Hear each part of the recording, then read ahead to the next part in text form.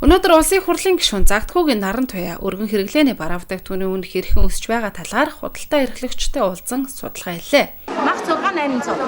500 авцаа юу? Сулна уу? Тэгээд Би энэ махны үнээр хэр нэмэгдэж байна? махны үн загнах сэртээ бол нэмэгдсэн юм аа. Ерөндөө л одоо нэг ийм их үйл ажиллагаа байгаа шүү дээ. Тийм үү? Оны хэдээр нэмэгдчихв? Уулын чинь оны юм чи 3000 гэдэгтэйс тий. Тий. Хав гарсан байгаа гэсэн. Ер нь махны үн жоохон нэмэгдсэн сая нэмэгдсэн үү? Хэд байсан хэд болчихоо? Хурчин нэг 4000 хагас магастайсэн ч одоо 5 гараад байгаа. 5 2. Яг 200 төгрөг нэмэгдсэн. Хизэнээс ингэж нэмэгдчихөө? Одоо нэг 14 он гайгүй байсан ч 7 хоногийн өмнө гайгүй шүү. Өнөөдөр хүчит шанхар захаар орж өргөн хэрэглээний хүнсний бараа бүтээгдэхүүний үн хэр зэрэг нэмэгдсэн талаар иргэдтэй уулзлаа. Өөрөө бас худалдан авалт хийх ялмаар байна. Мах сүү гурил бусад бараа зарж байгаа хүмүүстэй уулзлаа.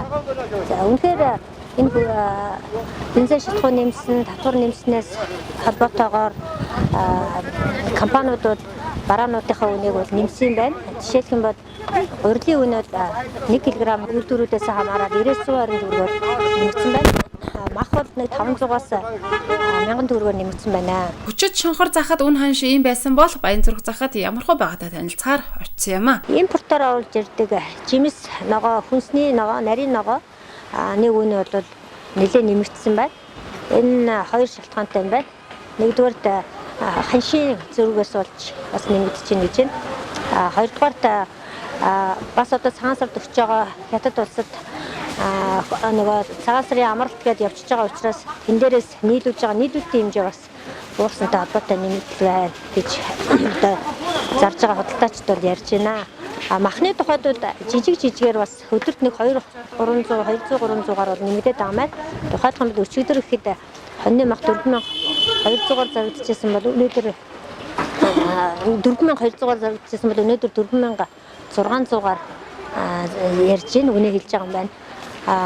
Бүхрийн мах 5500-аар өчигдөр зарж ирсэн бол өнөөдөр 5800-аар зараа зогсож байна гэж байна. Бензин шатхууны одоо өсөлтийн үн бол яг өнөөдрийн байдлаар шууд үнэнд бол хараахан их нөлөөлсөн гэж хэлэх бол боломжгүй байна.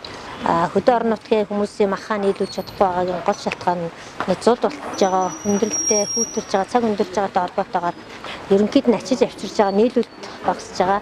Нөгөөтэйгөө нөгөө ямаа адуу хоёрын гадуур хятадууд ченжийн шугамаараа авчирж байгаа болохоор энэ захууд дээр бас авчир зарахгүй тэргээрээ зарчаад байгаа юм байна.